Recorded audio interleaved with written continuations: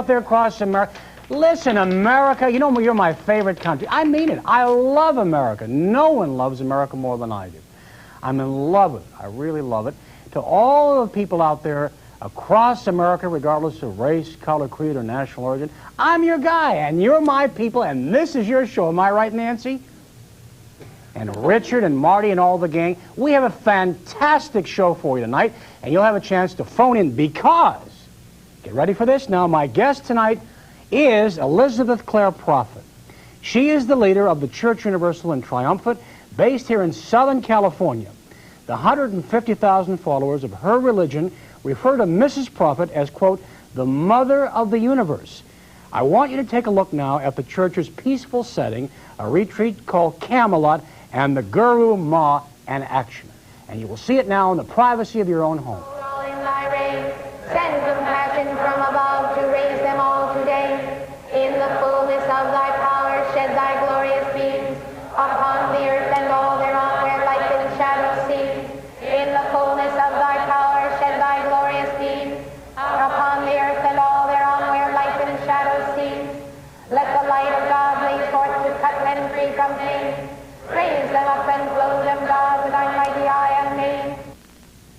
All right, here is Elizabeth Clare Prophet. You want to make a clarification. They don't call you the mother of the universe? No. What do they call you? Just mother.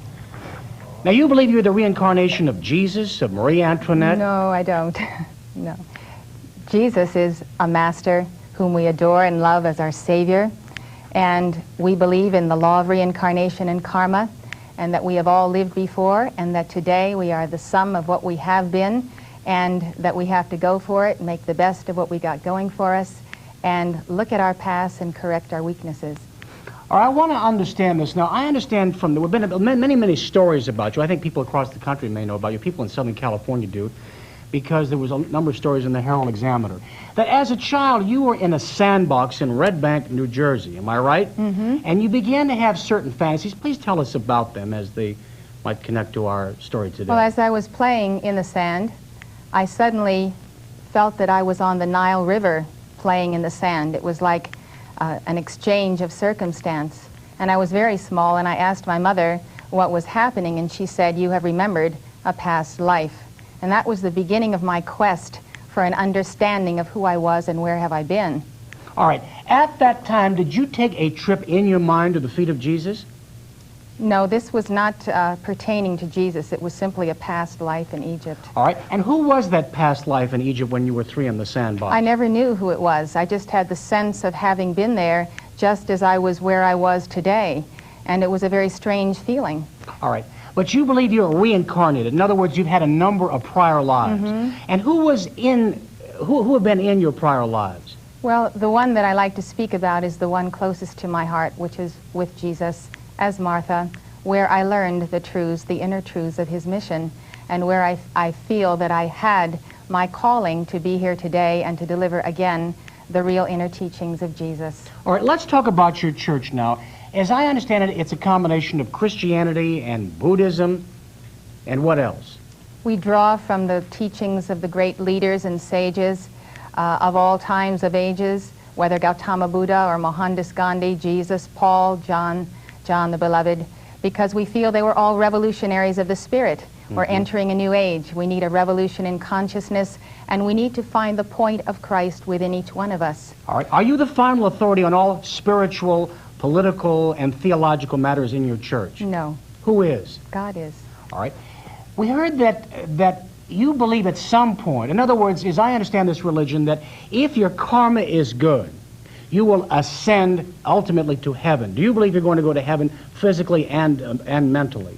I think people of all faiths have a goal of union with God. Christians talk about going to heaven and the resurrection. We desire that union with God. Karma is the net gain or loss of all of our actions of the present and previous lives. But do you believe you're going to go to heaven physically? I don't think I have any guarantee of going to heaven, and I don't think anybody goes to heaven physically. All right. I think we go spiritually in our souls when our time is through, if that's where we're going. All right. Is it a fact that you have 150,000 followers? We never released our membership rolls. All right. In the bit of tape that we showed, was that called decreeing? What Yes, was it that was. chant? And what is the purpose of decreeing? Decreeing is the affirmation of the Word of God in His name, I am, that I am given to Moses. It is prayer as Christians give it in unison, as Buddhists chant, as the various sects give the Hail Mary or the Lord's Prayer. It is the using of the power of the spoken word which only man has to create. God created by saying, let there be light, and there was light. And so we believe that in the qualification of the light of God with us, that we can elevate our consciousness and call forth the violet flame, call forth the fire of the Holy Spirit promised to us, and achieve constructive change in our world and in our lives. What kind of change do you want to achieve? I would like to see myself balance karma, become a constructive person, able to help people. I would like to be able to give you positive light and energy, help people in their lives. I'd like to send the violet flame to avert war, to bring about peace and freedom, and to alleviate the distresses of the planet. All right, well, you have a bold agenda, do you not? Well, it's just praying for world peace, as every religion does. All right. Tell us now about the financial doings of the church. They say, for example, that Camelot, which was the old King Gillette facility out in Calabasas, which is in Southern California, is a $5 million retreat of 260 acres. Is that basically true? Well, basically, that's the value of the property. All right. How did you get this? Our members decided that they wanted it. They raised the funds, and we acquired it about 8 years ago. But you were the guiding light, am I right? In other words, you have been kind of the spiritual resource of this religion. Well, I think that all of our people provide the spiritual resource for this church. So in other words, people give donations? Yes, they do. How much money do they give? They give whatever their heart desires to give. All right. Have some people, for example, given $100,000 or something like that? We do not give the information about our finances. I mean, people can give what they want to give. I don't even know if someone has given $100,000. All right. How many members do you have in Malibu? We don't give our membership figures. Or what can you tell us? In other words, all right, who are your followers, Mrs. Prophet? There are people from all walks of life. Little people, important people, not important people, average cross-section of Americans and people from many nations. All right. Why all of the furor? For example, there's a lot of furor about the money. There have been many charges, as you know, that, for example, you took a mental patient and you made him sign away all of his belongings. That was one story, and you're being sued for it. How did these stories get going? How do they get going? How can I say how they get going? Now, are you being sued now? Yes, I am being sued, and of course that is not a subject I can discuss, right, as we mentioned before, but it is not true that I had a mental patient sign away all of his funds. All right. How many times have you been married? Can I ask you that question? I've been married 4 times. All right. Isn't it true that your real name is not Prophet? What was your maiden name? My maiden name is Wolf. Wolf. And you married a man named Mr. Prophet, right? And he was also going to go to heaven, and that he died. Is that true? Many people believe that their loved ones are in heaven. This is a basic Christian faith. I believe that my loved one, Mark, is in heaven. All right. Tell you what, let's take many, many questions. Maybe the people will have some questions for you. I know that you will. You'll be here for an hour along with many of your disciples. And as you can imagine, some people out there are concerned that this is a cult. We have an expert in Chicago who has written a book about this, who apparently has done some work on your church. He will provide some expertise. This is Stanley Siegal. You're on the air. America Talks Back with Mrs. Prophet, who is the mother of the flame. Go ahead, please. Hello? Yes, sir. Your question, please. My name is Rodney. I'm from North Minneapolis. Yes, Rodney. I'd like to know if there's such a thing as reincarnation. All right. Do you think there's such a thing as reincarnation? Yes, I do. I believe that we have a continuum, that our souls move on, that we have lived before, and that what we are today is the sum of what we have done in the past. All right. Thank you, Rodney. You're on the air, please. What is your question for Mrs. Prophet? Go ahead. Hi, this is Steve. I'm calling from La Jolla, California. Yes, Steve. There is, it seems like there's a supermarket of evangelists, for lack of a better word, out there to shop in. We have Elizabeth Prophet, Oral Roberts, Terry Cole Whitaker, Peter Popoff, Rex Humbard, Robert Schuller, and I could go on and on and on, as you know. If the stakes are heaven or hell, or salvation, redemption, or damnation, if the stakes are that high, how do we know which one of you is right? All right. Good question, Steve. How would you answer that, Mrs. Prophet? I would say that God has given to each of us the faculty of discrimination as the flame, the divine spark in our hearts, and that we have the universal Christ with us. And the gift of free will gives us the option of testing and trying the spirits. We have a free country. We may go to various sources and decide which is right for us. Tell us again who you think you are in the universe. I think I am a person like every other person who is trying to find my way back to God. I think that God has given to me some answers and that these are viable for some people. And I'm very joyous in sharing the message of Jesus and Saint Germain and Archangel Michael. Who is Saint Germain? Who was that? Saint Germain was embodied as the prophet Samuel and as Saint Joseph, the husband of Mary and protector of Jesus. And he is the sponsor of America. We refer to him as Uncle Sam. He comes with a great message of freedom for the Aquarian age. And I love him very deeply and feel a very close tie to this saint. And I feel his message is very timely for America. All right. Mrs. Elizabeth Clare Prophet will be here along with 2 disciples and your questions and an expert on this kind of behavior as America talks about. This should be an incredible show. And we'll prepare after this timeout with more questions.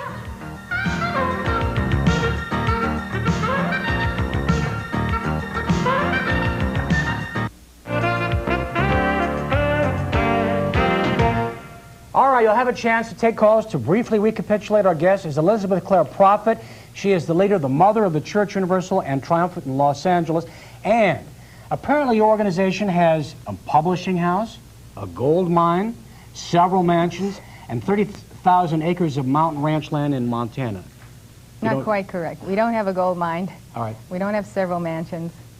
And we do have a 30,000-acre ranch in Montana. All right. Who owns the church in Southern California? Who owns that mansion? Who owns the facility there? Church Universal and Triumphant owns it. All right. Do you have any part? I mean, do you have a proprietary interest in it? None whatsoever. I have a very small salary, and I do not own anything in the church. All right. You're on the air. What is your question for Mrs. Prophet? Go ahead, please. I have a friend who belongs to this group, and the materials that he sent out to me indicated that one who belongs to it should be secluded, not talk to anybody who's not a member of the group. And it seemed that they indoctrinate people in this way. Can you comment on it? Where are you from, sir? And your first name? I'm calling from Morgantown, West Virginia. From West Virginia. What would be your comment? What is your name, please? Dan. Dan? Go ahead, Mrs. Prophet. You don't have any materials from our church which indicate any seclusion. We encourage a complete participation in thought, in an investigation, in the American way of life. Our people are not cut off, and there's just no such well, where do we get these stories? Now, for example, here's what we read. There are rigid taboos on contact between the sexes. Men and women were forbidden to speak to one another for more than 10 minutes at a time, and couples who wanted to meet had to exchange letters through prophet. Is that true? No, it is not true. What about there were strict rules on sex, even for married couples, said an ex-member. Lovemaking was to last no more than half an hour, and we were to say decrees before and after. These are not true, and they are simply distorted statements by people who do not feel that this religion was for them. Dan, what have you, I'm not saying that Mrs. Prophet is wrong, but give us your input. What have you heard? Well, the materials I received were, it was a magazine, I forgot the name of it, but Mark Prophet was prominently displayed on the cover, and it said things like, don't eat Ritz crackers, because Ritz crackers have the word sex embedded in them, and ice cubes have naked people in them. So it seemed to me that what they were advocating was not trusting anything American, or anything cultural for that matter. Let me ask you, how would you hear about this in West Virginia? Oh, I'm from New York originally, and my friend, who was a college buddy of mine, went out to California and fell in with this crowd. All right, thanks, Dan. Some more questions. You're on the air for Mrs. Prophet. Go ahead, please. You're on the air, please. Yes, my name's Leslie. I'm from Tucson. Yes, Leslie. And I have a question for Miss Prophet. I was approached by a cult member when I was about 12 years old, about 6 years ago. And it sort of scared me. Do you approach young people on the street out in public? Good question. Do you proselyte people? No, that's not one of our things that we do. How do you get members? Well, I don't even think we have members per se. We have people who study the teachings of the masters which we publish, and we publish books. We publish a magazine, and by the way, that article was a review of Brian Wilson Keyes on subliminal seduction, and he was pointing out the implants in advertising. Nobody's forbidden to eat Ritz crackers, and nobody feels in any way cynical about America or products. Okay, let me ask you, one of the most severe indictments of you is the fact that Randall King, your third husband, is suing the church for $16 million. Why is he doing that? Well, as you know, our attorney has instructed us not to discuss the court cases. All right, as you can imagine, Mrs. Prophet, you know, I'm a reporter here, and you are a guest in our home here. But if we don't ask these questions, if you can't be a little more forthcoming, it raises questions in people's minds, you know what I mean? I understand okay, that. in a general way, without characterizing the type of litigation, why would your third husband, who apparently loved you and you loved him, be suing you for $16 million by saying that your church is a scheme to bilk people out of money? We have answered his allegations. We have denied all of them, and this is all I can say about the case. All right. You're on the air, please, with Mrs. Prophet. What is your question? Yes, I'd like to ask Elizabeth Clare Prophet a question. Go ahead, sir. Your name and where you're from. Yeah, my name is Phil. I'm from New York. All right, Phil. I was wondering if, have you ever heard the expression, when you pray, they say you're talking to God. When God talks to you, they say you're schizophrenic. No, I haven't heard that expression. Do you think you could be schizophrenic? No, I don't think so. Do you believe, for example, you're in contact with Jesus, Mrs. Prophet? I think it's everyone's lawful right to be in contact with Jesus. Have you ever heard from Jesus? Yes, and I think many people have. Can you tell us about a conversation with Jesus? My communion and meditation with Jesus is like every Christian's. I walk and talk with Jesus. I pray to him. I love him. I ask for his guidance, and I believe he answers me. But do you ever hear his voice back? I feel that he is a part of my mind, my soul, and my being, and I do feel that he answers prayer. So in other words, you think Jesus is circulating in you? I believe that Jesus speaks to every one of his followers, not to me exclusively. All right. They seem to be simple psychotic symptoms. Well, Phil, that's a judgment that you would have to make. When we come back, we're going to talk to our disciples and an expert on this very interesting church. We're talking to Elizabeth Clare Prophet, and more questions on America Talks Back after this timeout.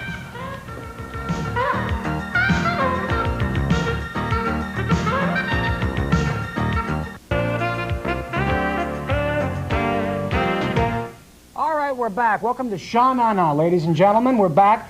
Our two members of the Church Universal and Triumphant. On my far right is Susan E. Krister, a 38-year-old social worker, and on my left is E.G. Jean Vossler, who is 58 years old, an economic development consultant. All right, Susan, why did you join this church? Well, Stanley, I joined the church because there were lots of answers. Answers that I was able then and that I was looking for to be able to pass on in my profession, having worked in the field of social work in New York and in Los Angeles for 12 years, and finding people in states of mind and in conditions and circumstances in their life that they couldn't understand and I couldn't explain to them. I found some answers here that really made sense. We're all looking for answers, and we are. Tell us, for example, what was going on in your life and what answer Mrs. Prophet and her church was able to provide for you. Well, believe it or not, and it may sound a little mundane, but what is life about was the bottom line. Where are we going in life? What is the purpose? What am I supposed to do? You know, I think that many people have this sense that they have a purpose, a real purpose, a distinct purpose in life, something that they are, you might even say, ordained to do. Are you aware? I'm sorry, go ahead, Susan, I interrupted. Go ahead. I felt that way, and I was very successful in the field of social work. I worked with drug addicts in New York for many years on the streets. I ran one of the largest women's clinics in Los Angeles, and I found that I wanted to know more. Do you have a job outside of the church? No, I don't. I work full-time. All right. Are you aware of the fact that generally the history of these movements, Jean, is that if, God forbid, something happens to Mrs. Prophet, the movement usually ends? Did you know that? Well, I don't think that's absolutely true, because when Jesus started his ministry some 2,000 years ago, he was quite successful. So in other words, you see a comparison between Mrs. Prophet and Jesus? Well, I would simply say it's a very high teaching. You have the great teachings of the East and West and coming forth in a very progressive revelation. All right. Tell us, where were you in the cosmos before you joined this group and when you joined it? Well, I was a former Lutheran minister for 17 years, was dean of the Lutheran Church in Hawaii. and was very much involved in social programs, working with community action, working as head of manpower programs up in Northern California, and searching because I got to the point where I could no longer accept some of the basic doctrines of the Lutheran Church. And I was searching for the answers in terms of the meaning to my life. All right, can I ask you this question? Have you given this church your money? I give this church my money like I give my previous church my money as a Lutheran minister. I give, basically I tithe, and just like every other church, Roman Catholic, Protestant churches, they're all supported by the gifts of the members. How much money have you given to this church? I would say basically I'm a tither, which means 10%. I think good Baptists usually give 10% too. All right, and how many years have you been a member? About 7 years. All right, can I ask you what would the tithing would be? You sound like you make a pretty good income. You're an economic development consultant. How much money have you given to the church?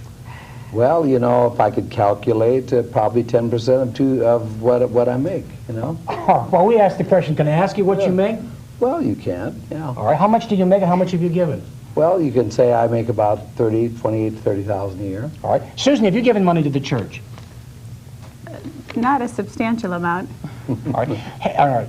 In other words, the beef has been that many members are asked to give money, and if they do not give money and they do not give it promptly, then they go into reincarnation for 50,000 years. There's a lot of pressure brought to them. That's not true, Mrs. Prophet? Stanley, it's absolutely not true. It's so far from the truth that really it's funny to us. It's ridiculous. All right, you're on the air with Mrs. Prophet and two of her disciples. What is your question, please? Hello. Yes, ma'am. Hello, this is Margaret. Yes, Margaret. Where are you from? Boston. Yes, Margaret. Do you have a question or a comment? Yes, I'd like to know how Elizabeth Clare Prophet lives with her conscience when she can control young people to the extent that she does. I had a son. He could have been no more dedicated than anybody else.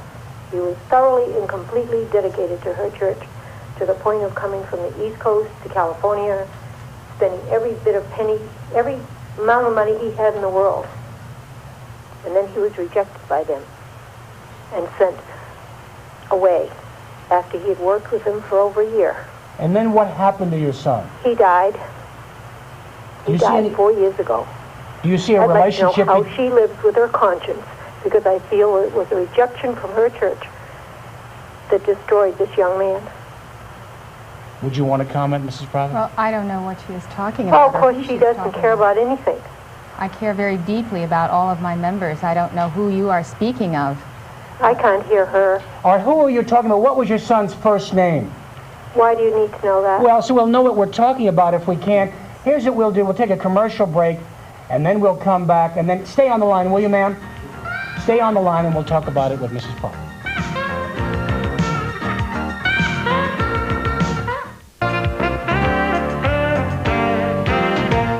All right, Marge in Boston, can you hear me? Mm-hmm. All right, Mrs. Prophet has raised a legitimate point. You have to be a little more specific, or otherwise it's unfair to her. Can you tell us your son's first name? No. All right. Can you give her enough information so she'll at least know what you're talking about? Okay, he was a young man, and he was involved in her religion. He was recruited on the East Coast, and he became very involved. We had trunks full of records from her, books from her, every single penny he could get on hand he did. He borrowed from me to go out to the conference. He went out to the conference. He lived in the ashram. Is that what they called it? He was happy. He was dedicated. As far as he was concerned, he was going to make it his whole life. And there was no boy any more dedicated to her and her religion. And Marge, did your son give money to this church? he gave every bit of, not much. He had to pay money to go out to the ashram. I don't know what that was, $500. I loaned him. I gave to him and said if this was what he needed and wanted in his life, I wouldn't deny it to him. So you're saying that a lot of money to me at the time. It was a lot of money. You're saying Mrs. Prophet rejected him, and as a result of that... When he went out there and he lived there for a while and he talked out there, and there was some talk of sending him as a disciple, and then he couldn't get through to her. He couldn't get an appointment with her. And finally he was told that he should go back in the world and make his mark and then get in touch with her again. All right, Mrs. Prophet, would you like to comment? I would like you to know that there is really no manipulation of people, that the basic tenet of our faith is free will. It's all words. We do not believe that people should be confined in ashrams or in centers, but that everyone has his place in realizing the truth that he has seen. I don't know who we're speaking of. I'm very sorry, and I grieve with you for the death of your son, but I can assure you that he received only love from our church. All right, you're on. Thank you so much, Marge. You're on the air, please. What is your question? All right. Before we have a question now, we're going to go to Dr. and psychoanalyst Dr. Robert L. Moore. He is professor of psychology and religion at Chicago Theological Seminary. Dr. Moore, have you been hearing us? I've been hearing you fine, Stan. I understand you did some research at this church, am I right?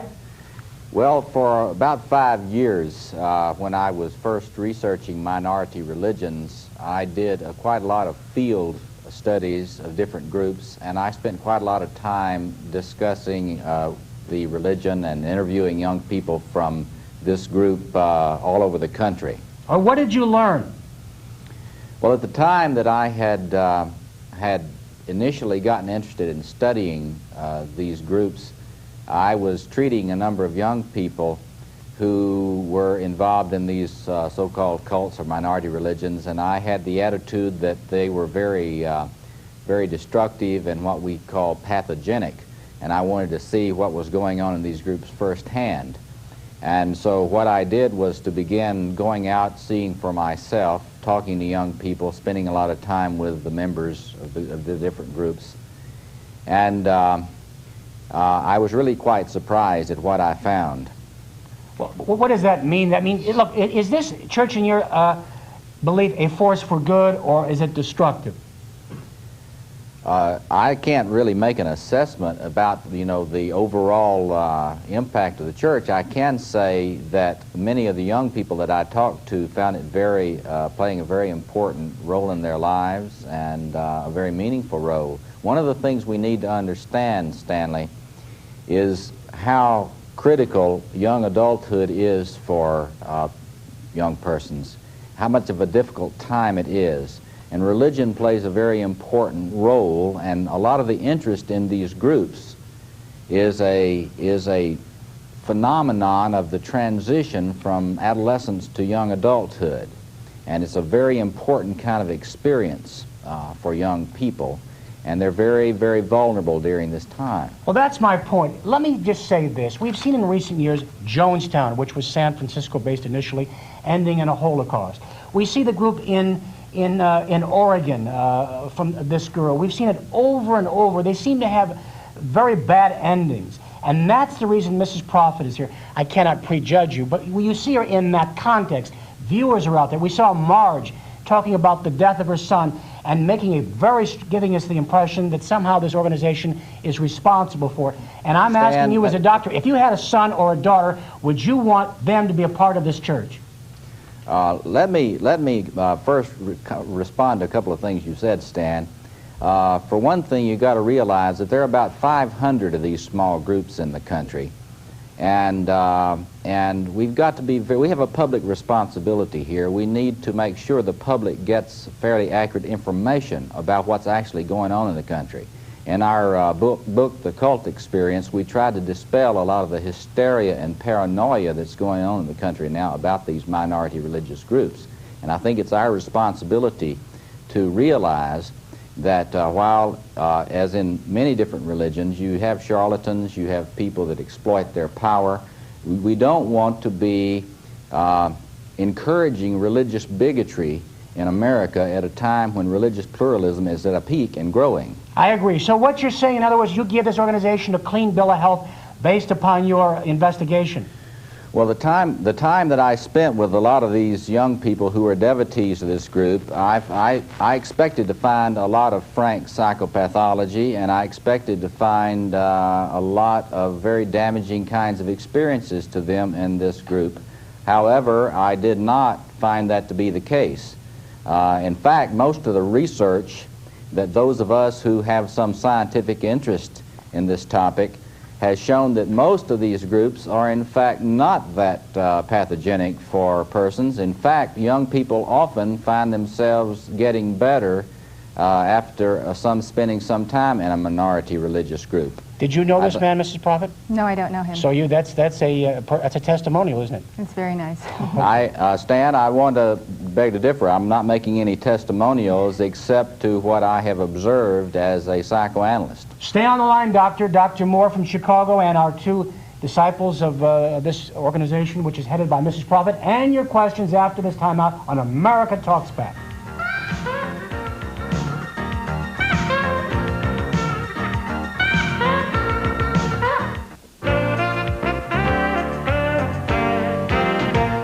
You're on the air. What is your question, please? Your question, please. Oh, yes. My name is Randall from Los Angeles. And Elizabeth, if you always treat all your people fairly in their financial dealings, I was wondering why you had quite a few people blindfolded and made them sign documents that in which they pledged 50% of their income from investments. Randall who? Randall King. And this man claims, is this Randall King on the phone? Sounds like it. All right, now this is this was your former wife? Yes, it is. So in other words, you and Mrs. Prophet were the leader of this church? Yes, that's true. All right. All right. Well, what are you charging, Randall? I'm not charging. She was saying that she always deals with everybody very fairly, and they have the ability to make their own decisions, and as far as how much money they're going to give to the church, and so on and so forth. And there was a time years ago that she actually instructed people to sign documents blindfolded, in which one of those documents were pledges that they had to give 50% of their income from certain investments to the church. Mrs. Prophet, would you want to comment? This is one of his allegations, which we deny, and I'm not at liberty to comment on it. All right, without being too personal, we all know there are divorces in real life and in religious life. Why would your former husband be saying these things in your opinion? I don't know. I just send him love and peace. Randall? Well, I have a question then, because there's quite a few things in the financial dealings that I could bring up, and maybe she'll want to deny everything, but I think a good way to really let the American public know what's going on is I'd like to see Elizabeth and myself go on live TV and take lie detector tests on some of these questions to really let the inside story of what happens in those board meetings and the way that church is controlled. Let the people know what's really going on. Well, look, you're certainly on live television, and God will be the judge of who's telling the truth. Absolutely. What are you saying? Tell us, and we'll confront each charge. Give us some charges, and then Mrs. Prophet will confront them. Go ahead. Well, why should we... Actually, I got a response. Go ahead, George, absolutely. Randall, you've got a case in court, okay? You're going to have your day in court. You're going to have your opportunity. So why don't you cool it? Well, basically, as far as I can see, what you're trying to do is make your points over television. And basically, as far as I can see, you're going to be dealing with this matter in court. So what's your goal? Are you attempting to use this forum at this point? Gene, these things don't have to do with the court case. These aren't things that I'm alleging in my court case that I was, misused or anything like that. These are things that when I was there, I was on the inside. I was a board member. I was the president of the church. I know how the financial dealings of the church go on. Well, tell us about it. What was going on so we'll understand it? Tell us. Go ahead. Okay. Well, I take it, Elizabeth, that the Ascended Masters, their teachings teach you to be honest and to obey the laws of the land. Is that true? You know that's true, Randall. Okay. Did Ascended Master Linello ever give a dictation through you suggesting that we take students' gold and silver without their permission, embezzling it out of a safe, to cover margin calls in yours and my personal commodity futures trading accounts? The answer is negative, and I cannot rehearse this trial on camera. Yeah, really. My feeling is what he's doing at this point is a disgruntled guy. He's got an axe to grind. He's got a suit in the court. And what is he trying to do at the present time? Use this as a public forum. And also, Stanley, what is he trying? My lawsuit. That has nothing to do with my lawsuit. Have you read my lawsuit? It has nothing to do whatsoever. How much money are you asking for, Randall? Excuse me? How much money are you suing the church for? $16 million plus. And when did you leave this church? In 1980. And why did you leave it? Good question. Yeah, ask him that question. Because I was totally an emotional wreck. I just couldn't deal with anything after the 10 years that I've been there. Well, tell us what happened so we'll understand. Why did you leave? Because I couldn't handle anything that was going on. I couldn't handle the dichotomy of what Why don't you level, Randall? Why did you leave? Because I was an emotional wreck and I couldn't handle what was going on there at the church. This is a matter in terms of he's not willing to be man enough to come up front. This is a matter for the court. Well, can you tell us in a general way? No, I won't, because it's a matter of the suit. But he knows why he left. Well, can we know a little bit? Because well, Randall, why don't you admit why you left? You know, you're bringing up the thing, you're making the mistake. Why don't you admit why you left? Because I was an emotional wreck. I was in a state of mind over the years that I couldn't deal. I was flipping out. I was yelling at people. I was getting mad at people. I just couldn't deal with it. That's your history. I remember you. Well, that is why I left. I finally got in a fight with Jim McCaffrey, and I left. Randall, unfortunately, we do not have enough time. Perhaps we'll do another show, and you'll be there. Thank you very much for calling. And you're on the air. What is your question for Mrs. Prophet and her two disciples? Go ahead, please, and also Dr. Moore. Go ahead. Yeah, I'd like to add a positive word to this whole thing. I'm Robert from Agoura. Yes? Yes, go ahead. Well, let's put it this way. We have 10 children. 3 of them are in the church. I've been married 40 years to one lady, and it's kind of a straight situation. I mean, I'm not a kook. I'm not somebody off the wall. I was in the advertising business for 30 years, and I really think this is where I need to be. It's made me a better person. It helped me stop drinking beer. I stopped cigarettes when I went to Summit University, and I really feel like I'm a better person, and I think most of my friends and relatives feel the same way. Tell me your first name. I owe it all to the church. Your first name? Bob. So in those, you belong to this church? That is correct. All right, and do you go to these retreats? Do you go to the church? Yes, I do. And what do you do there? Well, we do a lot of things. We pray for the betterment of the planet. We pray for each other. We have healing services. We just try to do what's right. Bob, can you see me on television now? No, I can't see you, but I can hear you from a distance. Oh, I'm sure you can hear me. I don't need a mic but an open window. Here's what I want to ask. You know, Mrs. Prophet, you did not... I sound like Joseph McCarthy, remember in the 50s when he said, I've got these communists here. All right, well, look, you'll shoot him down, Gene, if I'm wrong here. The Herald Examiner, which is the evening newspaper here, has done 6 stories. Can you see these on camera? One here. You can see it's Mrs. Prophet. Her Will Be Done, the official photo of Mrs. Claire Prophet, the Guru Ma of church unification. And these stories go on and on and on to talk about refuge from Armageddon. There's a big ranch up in Montana where apparently there are guns and bunkers in preparation from in case of a nuclear war or a breakdown in the social system. Here is a picture of you, and they give the very strong impression that you think you are the reincarnation of Jesus or the Virgin Mary. That is not true, Stanley. Well, that's what these stories say. And Stanley, it doesn't say that. It does say, no. It does say, these stories are... It does not say that anywhere in those newspapers. Look, well, as a matter of fact, here's what it does say, Susan. In a 3-month investigation into Universal Church in Triumph and its finances, the Herald has learned church study groups in various cities provide cover for fundraising operation that targets wealthy persons, according to ex-members. Dozens of devotees, including elderly and mentally ill persons, they say, have been convinced to sell houses or businesses and give the money to your organization. It goes on and on and on. Stanley, look. Yes. If I were to take these charges, this newspaper, which basically are unsubstantiated, no facts, it's a kind of investigative reporting that does a discredit to the media. If you were to take this basically by a handful of disgruntled members and you build up a case, it's like, you know, you expect ex-members, disgruntled, someone with lawsuits to be objective. That's like asking the Martin Luther to be objective about the Pope, or anyone, when you come right down to it, to be objective about something. Say you're a hostile ex-Catholic and you have a run-in with a priest and you don't like him, you don't like the church. What are you going to do? Particularly if you got an axe to grind. You're taking the case to court.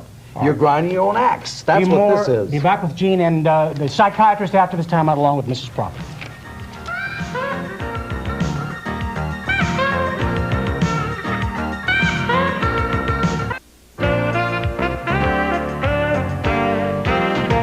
You're on the air. What is your question, please? Pardon? You're on the air, please. Your question or your comment? Yes, my name is Marge McCoy. I'm the president of the Chamber of Commerce in Gardner.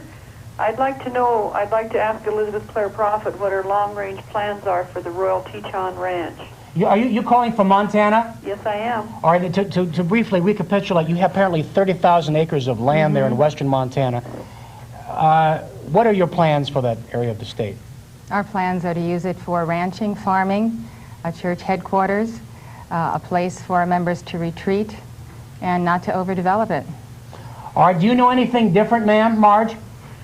Well, no, not really, but I would also like to ask her if she's going to move the Camelot headquarters from California to Gardner also.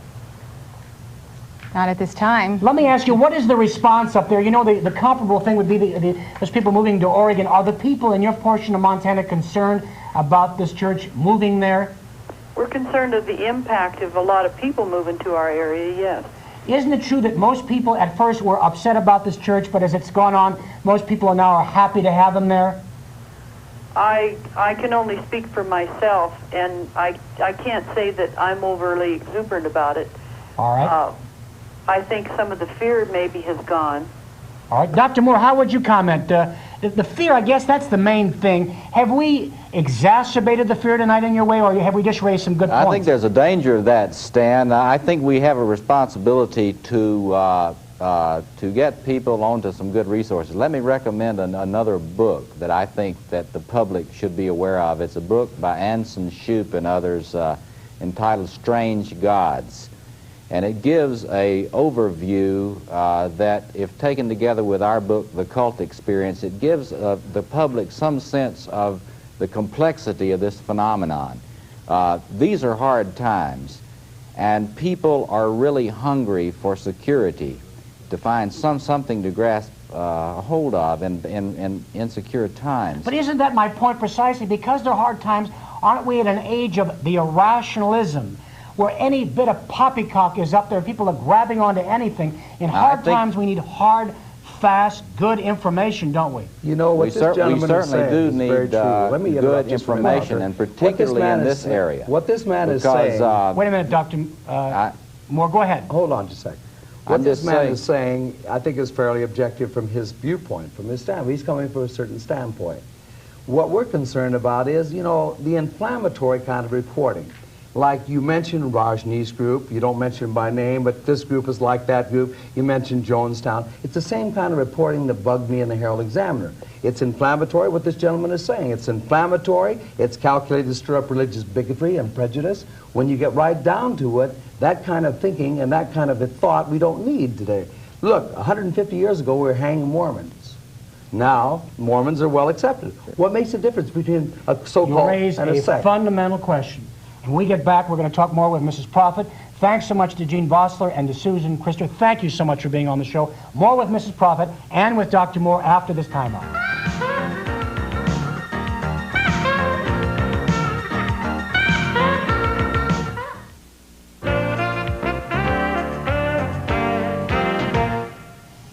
All right, so you feel that history will vindicate you. In other words, that the purgatory or the problems you have now are comparable to what Gene said that the Mormons had in early days, and that history will record this as a bona fide religion? Well, actually, I don't feel I have those problems, because in general, we get along with people. These voices are not many. We have thousands of very, very happy and fulfilled members with much fruit to testify to. We get along with our neighbors, and I'm not persecuted by the country. America is a place I love. I love our people. And I think we're doing a very positive work in our Montessori school in teaching the principles of the Masters of East and West. It's fulfilling a need. It's opening doors into a new age. It's taking religion forward.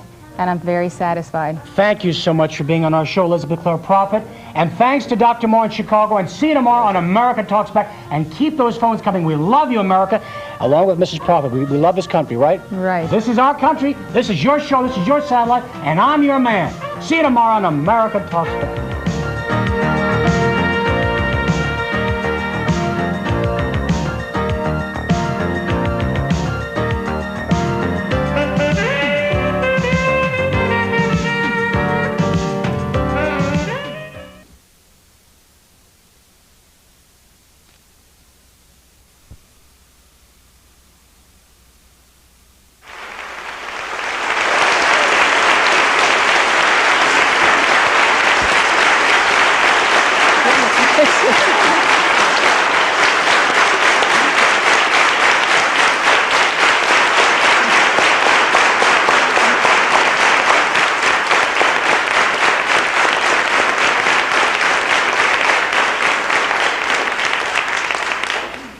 thank you all, you wonderful hearts. They said 3,500 phone calls came in the first 45 minutes, so I knew who was calling in. I said, why didn't you put him on the air, you know? I just talked to Edward, and he decided that all of those various people were pre-planned. And so, you know, they had him lined up. And Cheryl Owen happened to be where the people were who were putting on the show, watching it, and when they said, oh, we've got him on the phone now, referring to King, you know, so they did have it set up. But, you know, Stanley, Siegal, and all their producers promised me they would not discuss the court cases, because I told them I would refuse to discuss them, and finances and membership. And he said, we want to talk about you and your church and your teachings and so forth. And so they went ahead and discussed it, but I was very glad for the exposure. I was infinitely grateful for this defender.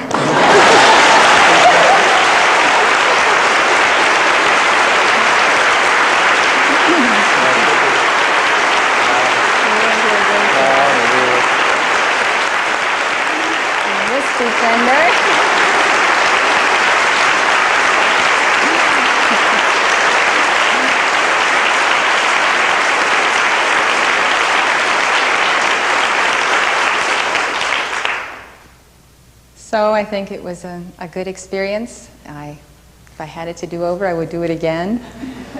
I don't really know how we came out. I hope we came out okay.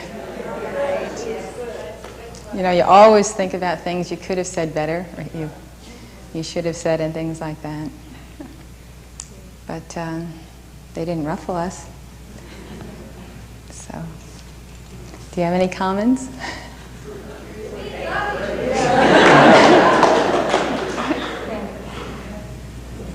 I hope my father saw it, that's all. Oh boy. You can never quite tell when you've been through a battle who won, you know. But I just... His presentation was clear and intelligent. Dr. Moore? In spite of himself. No, actually, I think he was trying to be an ally by not being too for us. That's the best kind of ally to have from a professional standpoint. Pardon? Randall sounded insane. He was jabbering towards the end. The feeling I had when Marge McCoy came on was definitely that it was a planned sort of thing. And so I expected, you know, to hear some, you know, the negative kind of things that we've been hearing from Gardner and Livingston. But she didn't really say the kind of things that I was expecting to hear her say. She was saying the kind of things that, you know, the fears that we had, you know, we don't have them. And I can only speak for myself, but I'm not overly joyed. You know, that to me was really a positive aspect, because it's saying that the people there are accepting us and enjoy, you know, want us to be there. Well, what Edward says is she couldn't have possibly been calling in because there's no cable television in Gardner. She could not have been receiving us, and she could not have been seeing us. Right, so it was definitely So they planned. had it prearranged. Right. And so I think that they were looking for something more negative that didn't happen. Of course, he asked me to appear on the show with King, and I said I wasn't going to try the case on television, so he just put him on, you know, put him on the air. Mm-hmm. In fact, he told him, well, here you are on the air, go ahead, you know.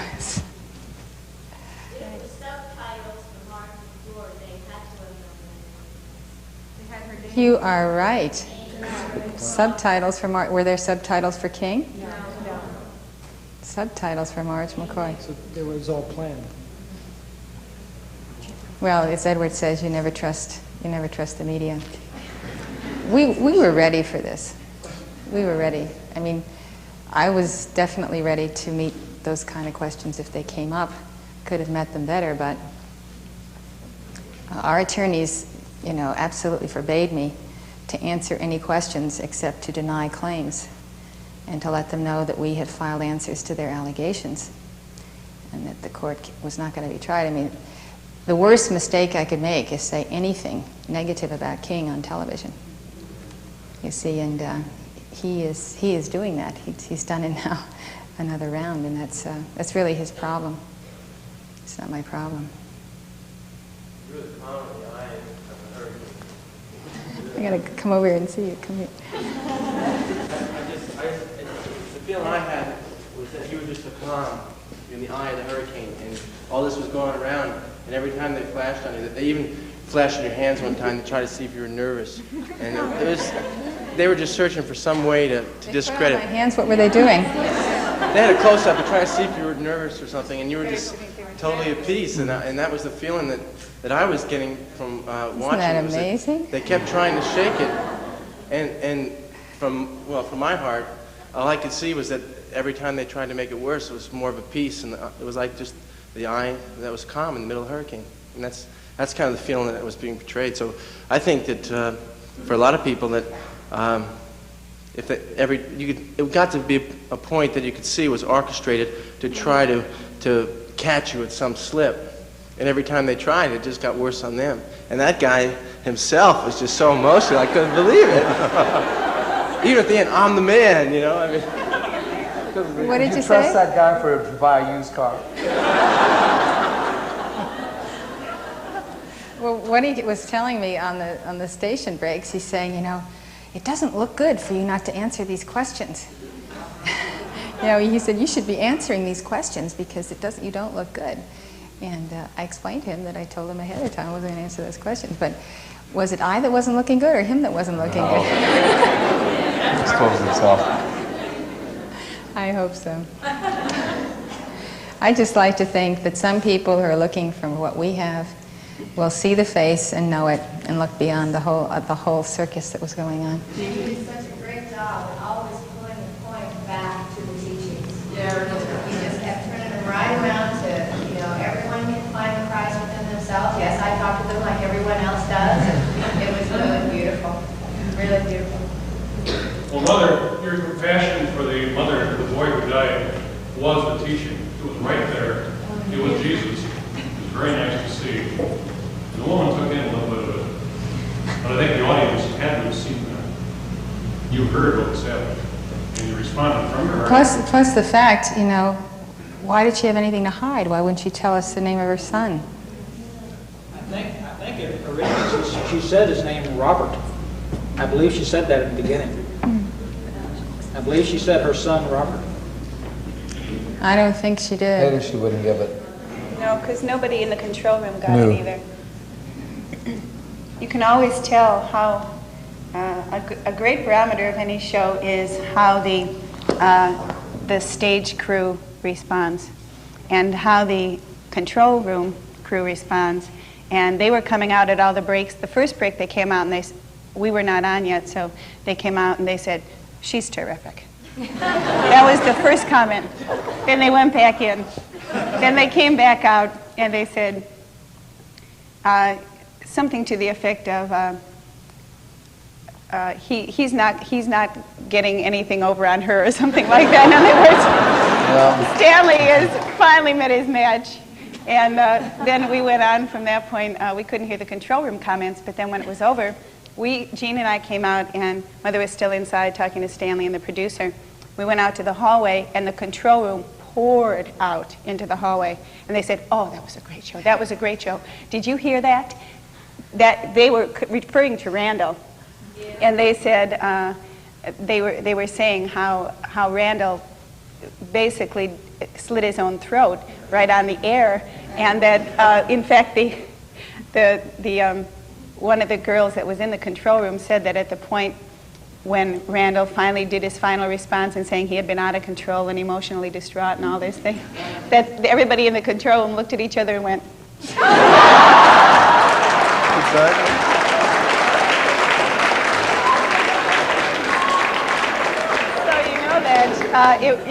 You always wonder if you just had the response because your vision's a little focused in one way, but they all responded that way. Mother, you never cease to amaze me how you bring in every facet of the teaching. You brought Saint Germain in even when the question wasn't asked.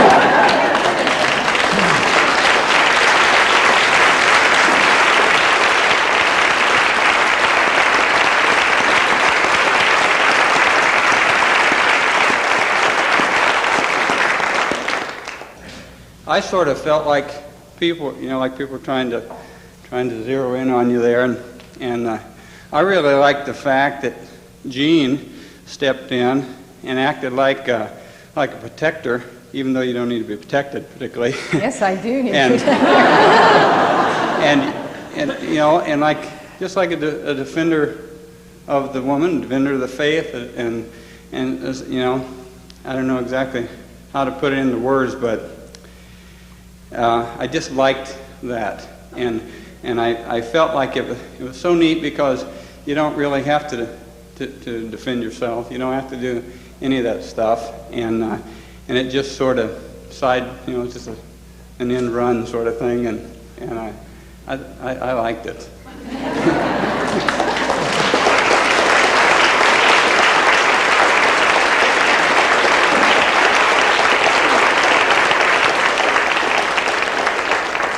I just want to make one quick comment. It's, I think Susan and I both felt one of the greatest joys and privileges to be at Mother's side tonight. And I felt a real honor. I felt the support here. And it's just a great joy. Just a great joy in my heart. Thank you.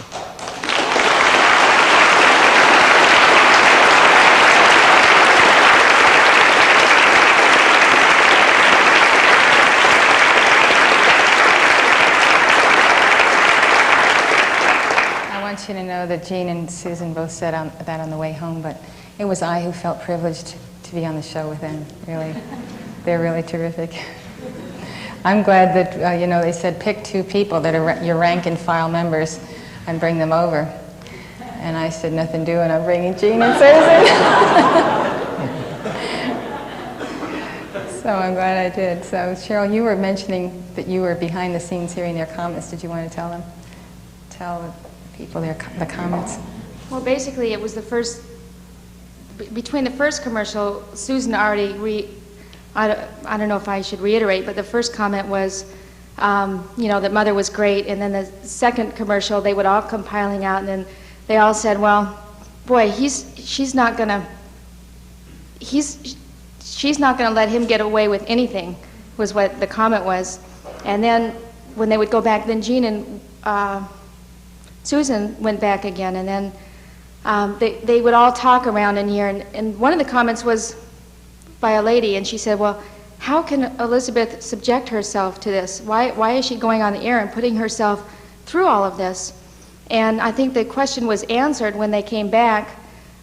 They were answering their own questions, saying, boy, this Randall guy, he was really exposing himself, and I think what I wanted to say personally was, it was great to be able to have, I'm sure we've all been through it with the newspaper articles, but to have the truth on the other side, the carnal mind has a certain amount of justification, and when you hear these things, but to hear the actual truth on the other end, to me it was a conversion. It was worth seeing every newspaper article and going through the persecution, so to speak, as I'm sure we all did in our own way.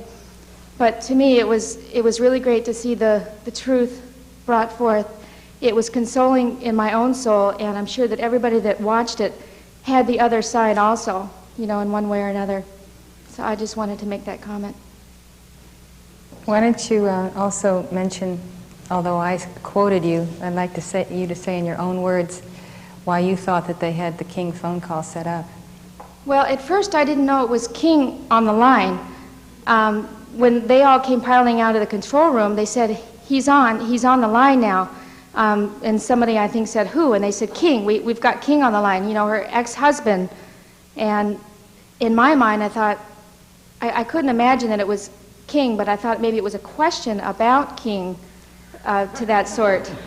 And so even when I was listening, I didn't realize that it was actually King on the line. And then I thought, wow, this is really Randall.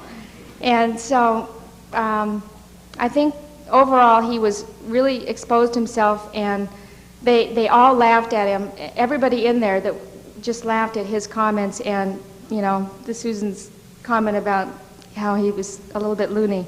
So I think overall he really exposed himself, and it really ended on a good note. I can tell you something right now. Okay, take the mic here.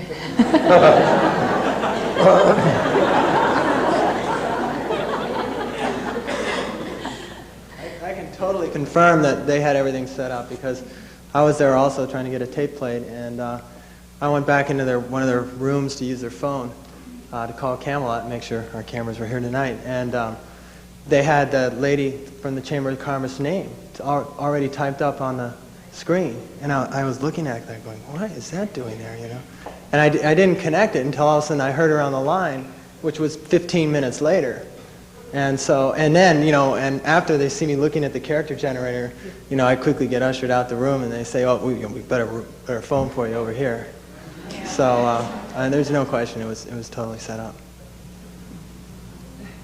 I think that truth has a piercing and a quick way about it. And it was the high point of the whole thing for me was the sincerity and the sweetness and the quickness when he said, well, who is in charge? And you said, God. It was so perfect. And it was that quick truth piercing ray with boom, boom. And it was that fast, and you were just kind of hit with it. And the whole time that you were on, you were just the center of the Buddha. It was like the attack was coming every direction, and of course you can't be moved because you're in truth. You know your truth, and you know that what we stand for. And I mean, what can you do? You know, and they don't know, and you know they don't know, and it's coming at you from every direction. And Mother just said, you were just so perfectly peaceful and smiled at the ridiculous comments here and there. I mean, just like, oh, God, give me a break, you know. What can you do? So I think above and beyond all, like I said, the vibration of the Buddha and of truth was very, very present. And I think it was a victory overall. Well, I can tell you something that it's going to take my chelas to tell me if I'm being persecuted, because I don't think I'm being persecuted. I just can't see it. I just, you know, I'm just there. And I just have to love all the people. You know, everybody was falling all over themselves to shake our hands and tell us we did a great job. You know, they stab you in the back and then they tell you you're great. You know, Stanley Siegal wants to hug me, and I didn't let him.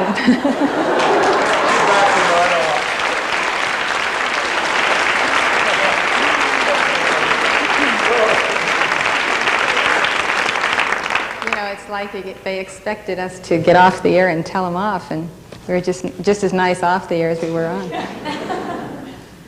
It's really the whole reason why we don't get perturbed is because they're not real. I mean, these people are really not real. What they're saying is not real, and you know, it's just as nonsensical as this guy telling me I was psychotic or something because I pray to Jesus. He indicts the whole world of praying people. Go ahead. Whoever wants to take this mic, please do. Mother, I think of all the victory that will come from this show and all the people that have watched it and whose hearts will be quickened. And it reminded me of the time when one of the first articles came out that was in criticizing you, and that was in the Hustler magazine. And afterwards, you remember that? And afterwards you told us, I know that there will be somebody that will come because of that article. And one day, sure enough, we were processing an application for Summit University, and here where it says, how did you find out about Church of Himself? I read it in Hustler magazine.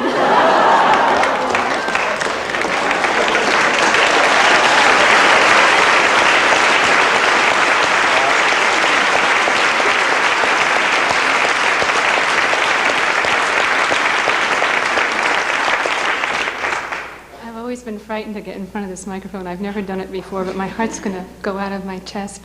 I would like to witness to my understanding of the Lamb of God. I watched the Lamb on the altar, and the way that the fallen ones are judged, as we all did our judgment calls here, is you have to be that innocent lamb for them to knock against so that that judgment can come. And you continually just stay there on that altar, and they just keep pounding and pounding. But I remember when Satan was judged and when Lucifer was judged, the way it happened was they had to knock, and they had to knock against something. And I thank you for being that lamb. Thank you. Praise God. Praise God.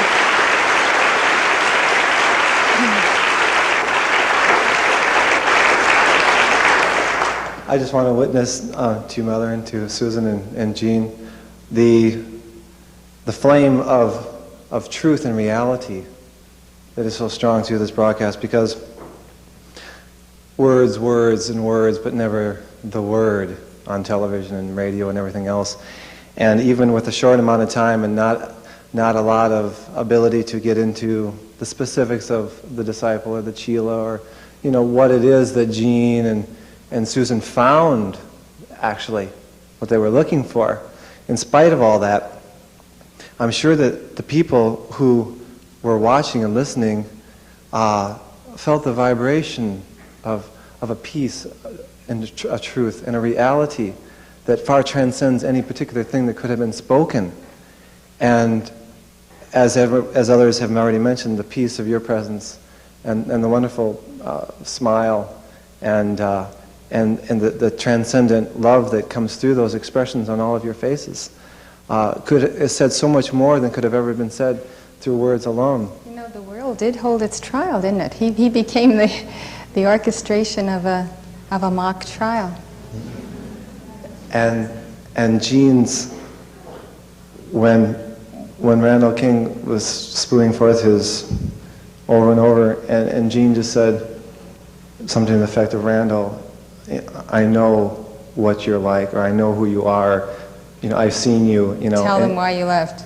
And when you looked at the camera, and the camera was right in your eyes, and you were looking out at all those people, there's such a bedrock, such a bedrock of defense and of truth that was justice. I mean, that was the proof right there of the whole thing. And we just won our case, didn't we, Jean? Yes.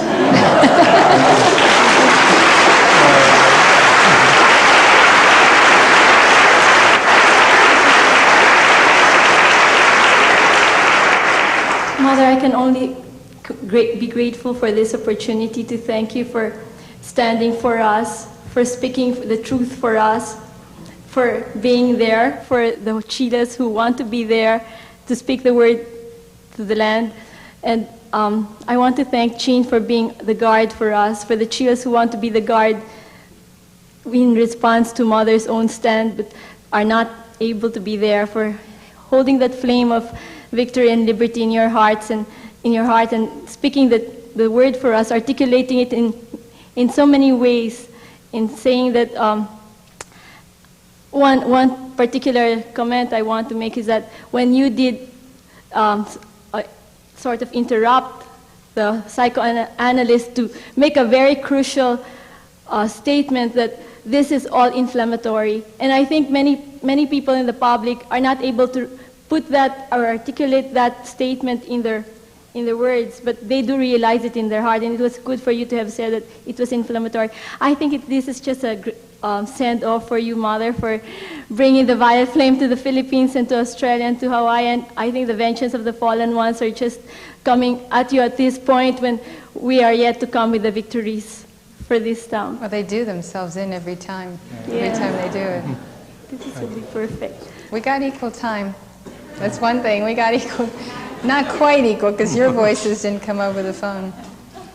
Well, that's exactly what I wanted to comment about. Our voices did not get to come over the phones, nor did we get to stand there with you, but I want to say how grateful I am, and for so many here, I'm sure that our representatives could stand there for us. I felt like I was there. When I saw Susan come out, I said, I'm on television. I said, I get to speak my voice, and I know so many of us are so grateful that these two individuals could be with you there, Mother, and that the three of you could speak for each one of us to the entire country. They were splendid. They were just splendid. I was just marveling at how wonderful they were. Well, they had 150,000 voices. All of our members and the heavenly hosts, and you could see the angels there in the entire with their red stools and their crazy background and the craziness of the whole place, and this guy who was, I can't even think of words to describe his... Out to lunch, huh? Actually, it was quite cunning. They thought up, actually the program director and all of them working behind the scenes obviously arranged the whole thing, not just Stanley Siegal. Well, I hope that other people viewing could see the angels as we could see them, because the light was definitely there. I am grateful. Thank you so much for representing us. I somehow don't think that they expected this kind of a fight, do you? No. Here comes the rock man. Rock. Come on, bring in your rock. Here comes the rock. Here comes the rock. Look at this rock. Get up here. Everybody to see you carrying this rock. Come on up, Candace. Oh my goodness, look at that. I hope it doesn't break apart. It's going to loosen the bottom. Look at Well, this. Saint Germain called for a focus, physical focus of the violet flame. So we got one.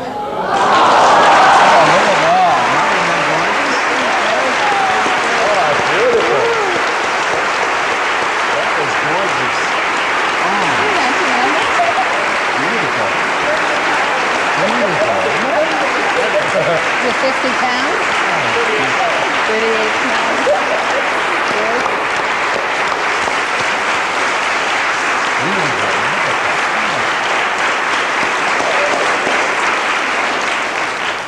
It's from Brazil. Anybody wants to know? It does look like a thumb, doesn't it? We call it Lanella's thumb. Lanella's thumb. That's magnificent. Do I get one each time I go on television? I do have a specimen from Poland. You do, huh? I'm trying to get a hold of it. If I can get it for you. I should show them the one from India. That's a nice one. I'm not sure if it's where I left it. Got photographed today. This is heavy. Would you like to place it on the altar? You can place it. It's disintegrating a little bit on the bottom. Is it? Yeah, so I don't want to get it dirty. Maybe we want to fill it in and support it with something. We'll get a base for it. I'll take it back to AV. You could. It won't stand, huh? Yeah, it will.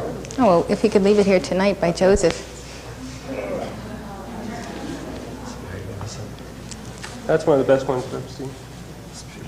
How do people know which rock to cleave open? I've always wondered this about you. You just go around knocking rocks open. Everybody asks me that. I think when they found these, a farmer was just plowing this field and they knocked up a rock and it had all this crystal in it. And then they found literally hundreds of miles of this tubes of crystals, amethyst crystals, under the ground. And it's just a volcanic activity that creates it when gases get trapped in the molten rock. And as they cool, the crystals form in the cavities. I think Saint Germain wanted to be sure that an amethyst was common for the common people, so he made a lot of them for the lot of people that God made common. Yeah. So it's a wonderful focus. Beautiful. It's got that turquoise on the outside. Yeah. Is that a hint to what's on the inside? Sometimes, yeah. That's an indication of iron, which gives amethyst its color. I see. Oxidized iron. Well, we thank you for that precious gift of your heart. Oh, you're welcome. Oh, you were great. We were watching the program over at our house, and we were actually having a good time. We were just so magnificent that we said, "Oh, this guy is nothing." I was waiting. Frank's got a parrot, and the parrot says, "Hail Saint Germain." I was waiting for the parrot to go, "Hail Saint Germain." Blaze got the light. He said, one day, for 15 minutes, he just said, "Blaze, Blaze." Yeah,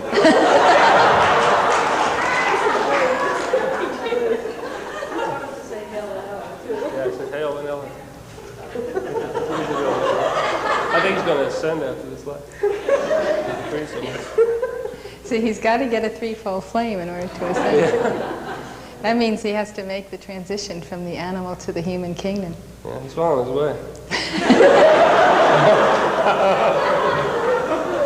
And he's got this other parrot. It's all white. We call him Serapis Bird. He's only 5 months old, so he acts like a little baby. But he says, "Hi, sweetie." He's cute. Well, that's off the subject. But I just like to say again that we were quite amazed at the light that was coming forth from both Mother Jean and Susan. It was a wonderful experience. And like everybody said, the first thing I heard when Randall was talking, he said, "This guy's insane," because his vibration was totally insane. So we knew the victory was there. Well, as a matter of fact, he used to yell at me like that round the clock. You know, it was an endurance for a purpose. You know, I fulfilled the law of God, the law of karma, and the law of the hierarchy's assignment to me. But it was, finally in the end, it was getting me down a little bit. I used to work for Randall, and I know what you mean. I didn't like to used to go to work because he used to yell so much. Well, bless their hearts. We wish they would all come into the knowledge of the truth of God. It's just too bad. But now we've got it. Yeah, much better. We have marvelous instruments. It was all of the chelas in all those periods in those days. The joy and the sweetness and the love and the endurance of the chelas was truly the support of that ordeal. That ordeal which, for reasons of the brotherhood, my office, the judgment, and so forth, was ordained for me to go through.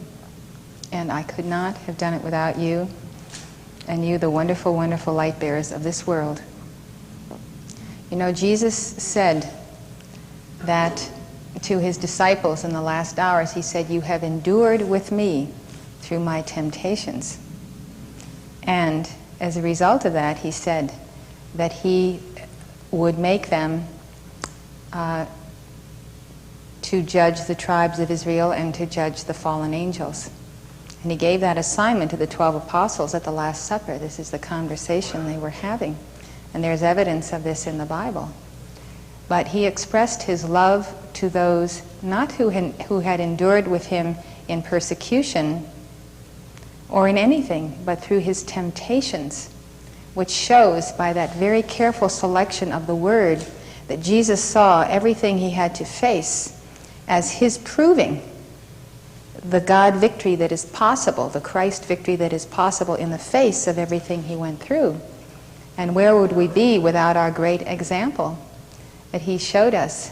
And he showed us that it was, in fact, in that statement, his disciples enduring with him that enabled him to demonstrate the path of initiation under Lord Maitreya.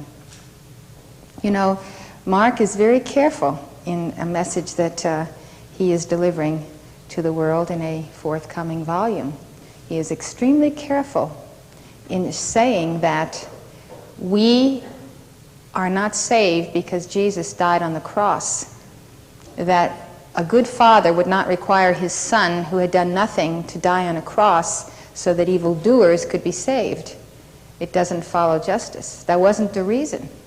Well, I put before you the corollary now to Mark's teaching, that the real reason that Jesus made a public display of what he went through is to demonstrate that he had a guru who sent him, that he was obedient to that guru unto the fulfillment of that word, that he suffered and endured all things, and he took everything that came in the world as something sent to him, an opportunity to show and expose the fallen ones and to show all who would come after him, especially us, what kind of snakes they are, and the fact that it is possible to go through them and transcend them and vanquish them and to have the victory over death and hell. So Jesus did not go through the crucifixion to die for our sins. He went through the crucifixion to show that he and all of us can survive anything that they try to do to us. And that the resurrection is what follows. So if that is true, we are resurrected and we are all about to march around this planet with our victory message. And I'm very grateful that as your support has been so wonderful, that I could witness to you, because that's what I felt I was doing. I was witnessing to the faith you have in me, that yes, it is possible to go before the world.